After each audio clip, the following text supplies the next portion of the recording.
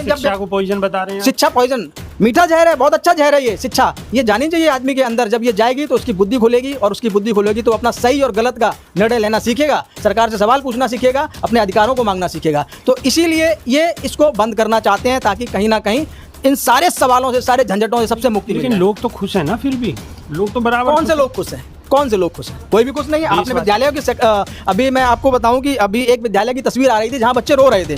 तो सरकार ने क्या किया? सरकार ने क्या किया कि वहाँ के जो प्रिंसिपल है उसको निलंबित कर दिया कि इसने बच्चों को भड़काया कि रो हुआ करके। तो अगर कोई विरोध कर रहा है, छोटे छोटे बच्चे हैं, छोटे छोटे बच्चों को कौन भड़काएगा? छोटे छोटे बच्चे विद्यालय गए, विद्यालय में ताला लगा मिला तो उन्होंने कहा कौन पढ़ाएगा? रोने लगे बेचारे कि ये स्कूल तो बंद हो गया, अब आपको जाना पड़ेगा 5 किलोमीटर दूर, 4 किलोमीटर दूर, 3 किलोमीटर दूर। कैसे जाएंगे? वो रोएंगे ना। उनकी भावनाओं को जब व्यक्त किया गया तो उस प्रिंसिपल को ही निलंबित कर दिया। लेकिन आजकल बच्चों पे भी राजनीति हो रही है, आपको पता है? बच्चों पे जो राजनीति कर रहे हैं, गलत आपको कर रहे हैं। मालूम है कि एक बच्ची थी और योगी जी ने उसे आश्वासन दिया था, उसकी पढ़ाई लिखाई का खर्च दिया था, और वो उसे नहीं मिला। तो वो समाजवादी पार्टी को वो कहीं से मिल गया, और वो बच्चे को उन्होंने आश्वासन दिया, लेकिन बच्चे ने पलटी मार दी, और वीडियो के माध्यम से पलटी मारी। तो सपा की बड़ी किरकिरी हुई थी उसमें, पता है आपको? चलिए, अखिलेश यादव ने फिर वक्तव्य दिया था कि बच्चों पर राजनीति अच्छा सवाल पूछा आपने, अच्छा सवाल पूछा।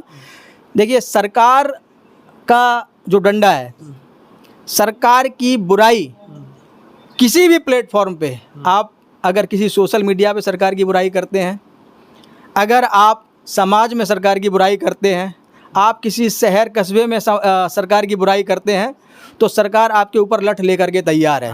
और मध्यम वर्गीय इंसान क्या इन झंझटों में पड़ना चाहता है? उस बच्ची के साथ भी यही हुआ। उस बच्ची के साथ भी यही हुआ। पहले जब कोई व्यक्ति पीड़ा में होता है तो उसके अंदर से सच्चाई निकल आती है, लेकिन फिर क्या हुआ? यही सारा दबाव। मान्यवर, आप तो एनसीआर में बुराई कर रहे हो सरकार की, आपको डर नहीं लगता? नहीं, ऐसा है, देखिए, बुराई अगर कुछ गलत हो रहा है तो उसकी बुराई करनी चाहिए। मैं तो करूंगा, डंके की चोट पे करूंगा भाई। अगर सरकार गलत कर रही है तो उसकी बुराई, चाहे मैं एनसीआर में हूँ, चाहे मैं उत्तर प्रदेश के किसी भी कोने में जाऊंगा, मैं बुराई करूंगा। आपने यही जवाब दिया था, इसीलिए मैंने ये सवाल किया। हाँ, तो मैं कह रहा हूँ ना, गलत का विरोध करना चाहिए भाई। अगर सरकार चाहे तो मुझे जेल में डाल दे, मुझे क्या, मुकदमे लड़ूंगा भाई।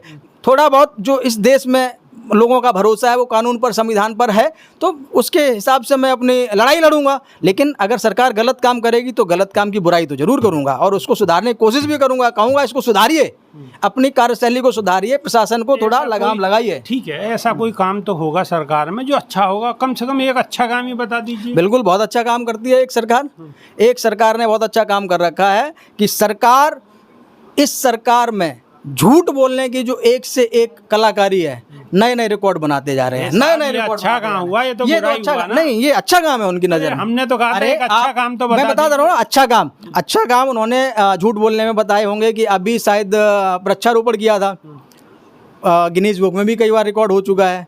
वो वृक्षारोपण का जो रिकॉर्ड था, शायद 35 करोड़ कुछ पौधे लगाने का कुछ ऐसा आंकड़ा आया था। अभी एग्जैक्ट में बता नहीं पा रहा हूँ आपको, तो आप जाइए उसमें देखिए जा करके। इस हिसाब से उत्तर प्रदेश एक घने जंगल में कन्वर्ट हो गया होता पिछले 9 साल में। क्या ऐसा हो पाया? तो चमक किसकी? झूठ की बरकरार है। अच्छा काम कर रहे हैं, ठीक है। आंकड़ों में बता देंगे कि हमारे उत्तर प्रदेश में ऑक्सीजन की कतई कमी नहीं है, लेकिन अस्पतालों में जाएंगे तो आपको सिलेंडर नहीं मिलेंगे। बहुत अच्छा कार्य कर रहे हैं। आंकड़ों में बता देंगे कि हमारे जो बच्चे हैं, हमारे यहाँ की जो शिक्षा का सुधार है वो बहुत ज़्यादा हो गया। हमारे यहाँ बहुत शिक्षा का जो प्रतिशत है वो बढ़ गया है, लेकिन 27,000 विद्यालय बंद कर रहे हैं। बहुत अच्छा कार्य कर रहे हैं। आप अस्पतालों में जाइए, अस्पतालों में वो लूट मची हुई है। आप किसी तहसील भवन में जाइए, वहाँ पे भी लूट मची हुई है। आप किसी पुलिस थाने में जाइए, वहाँ पे भी लूट मची हुई है। लेकिन ये सारे उनके अच्छे गुडविल में आते हैं। ये सारे काम वो बहुत झूठ बोल के बहुत अच्छे से करते हैं, और ये अच्छा कार्य कर रहे हैं उनके। सब जगह लूट मची हुई है, थाने में लूट मची है, तहसील में लूट मची है, विद्यालय में लूट मची है, और जो तहसील और जो है आपका अस्पताल में लूट मची है। यानी कि कहीं अच्छा है ही नहीं, सब जगह लूट मची हुई है। कुछ ईमानदार पत्रकार अभी हैं यहाँ पे जो गोदी मीडिया के साथ कार्य नहीं करते हैं। कभी कभी उनका विश्लेषण आता है, उन्हीं के द्वारा, शायद वो अपना नाम सामने ना लाते हों, लेकिन उनके द्वारा कभी कभी ऐसी पत्रकारिता हो जाती है जहाँ से ये खबरें आम हो जाती हैं कि अस्पतालों में क्या चल रहा है। कई जगह देखा गया अस्पतालों में जहाँ स्ट्रेचर नहीं मिला, डेड बॉडी को उन्होंने तोड़ के एक बोरे में लपेट के भेजा। इसको आप क्या कहेंगे? कोई अपने पेशेंट को एक ड्रिप लगाने के लिए बेड नहीं है, कुछ नहीं है, वो जो व्यक्ति है वो ड्रिप हाथ में लेके खड़ा हुआ, उसको ड्रिप लग रही है, इसको आप क्या कहेंगे? सुशासन कहेंगे क्या? पूरा का पूरा थाना खनन के मामले में एसएसपी के द्वारा सस्पेंड किया जाता है, इसको आप क्या कहेंगे? इसको आप क्या कह सकते हैं?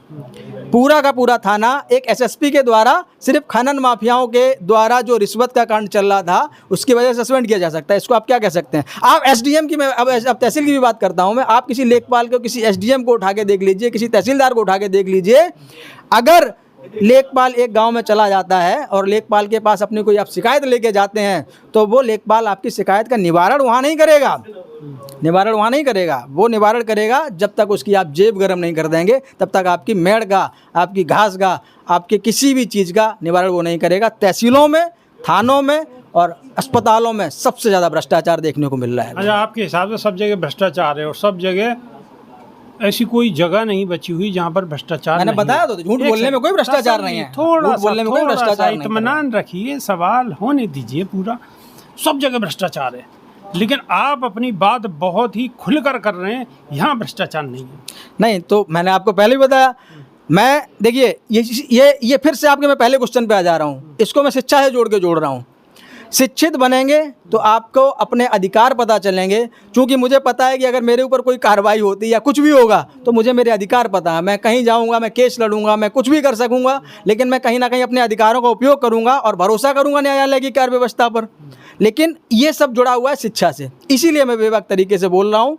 मुझे मेरे ऊपर या मेरे द्वारा कहे हुए किसी भी वक्तव्य पर अगर किसी को कोई दिक्कत होती है और मेरे ऊपर कोई कार्रवाई करेगा तो मैं कानून का सहारा लूँगा, लेकिन यहाँ मैं वो बेसिक पॉइंट फिर वही शिक्षा का आ जाता है। आपको डर है क्या कोई? नहीं, मुझे कोई डर नहीं है, मुझे किसी बात का डर नहीं है। आप ये बता रहे हैं कि मैं इसको नहीं, मैं वो आपको आपके सवाल का जवाब दे रहा हूँ कि शिक्षा, जो शिक्षित होगा वो नहीं डरेगा, शिक्षित होगा वो अन्याय के खिलाफ लड़ेगा, शिक्षित होगा तो उसको अपना अच्छा भला बुरा पहचानने में मदद करेगा, शिक्षित होगा तो अपने अधिकार के लिए भी बात करेगा। शिक्षा अगर रहेगी तो वो इनमें से एक भी सवाल नहीं पूछेगा, 5 किलो राशन उसको मिल जाएगा, 2.5 किलो बेच देगा, शाम को फिर वही 2.5 किलो वापस सरकार के पास आएगा। सपा की सरकार आ गई तो 5 किलो राशन बंद? नहीं, सपा की सरकार से हमें क्या मतलब, कोई भी सरकार आए या कांग्रेस की सरकार आ जाए, कोई भी सरकार आए, शिक्षा का जो अधिकार होना चाहिए। नहीं, कोई भी सरकार आए, चाहे सपा की सरकार आए, चाहे भाजपा की सरकार, तो खैर उसका कहना ही क्या है, चाहे कांग्रेस की सरकार आए, चाहे बहन जी की भी सरकार आए, मायावती जी की भी, लेकिन जो शिक्षा के ये जो मंदिर हैं जो बंद किए जा रहे हैं, ये बंद नहीं होने चाहिए, बल्कि इनकी तो एक ऐसी जो वृक्षारोपण में जो ये कीर्तिमान स्थापित करते हैं ना, ऐसे शिक्षा के विद्यालयों के रूप में कीर्तिमान स्थापित करना चाहिए, जगह जगह विद्यालय खोल देने चाहिए, एक सिंगल बच्चा भी शिक्षा से वंचित नहीं होना चाहिए। तो ये थे हमारे साथ मधु, अपनी बात बड़ी मजबूती से रखी है और इनके हिसाब से सरकार में सब कुछ उल्टा पुल्टा सी, लेकिन सरकार कहती है कि सब चंगा सी। तो अब आप इनकी बात को किस तरीके से समझते हैं और लेते हैं, कमेंट के माध्यम से अपनी राय जरूर रखिए, हमें इंतज़ार रहेगा। तो अभी के लिए सिर्फ इतना ही, नई वीडियो में फिर रूबरू होंगे। बहुत बहुत शुक्रिया, धन्यवाद।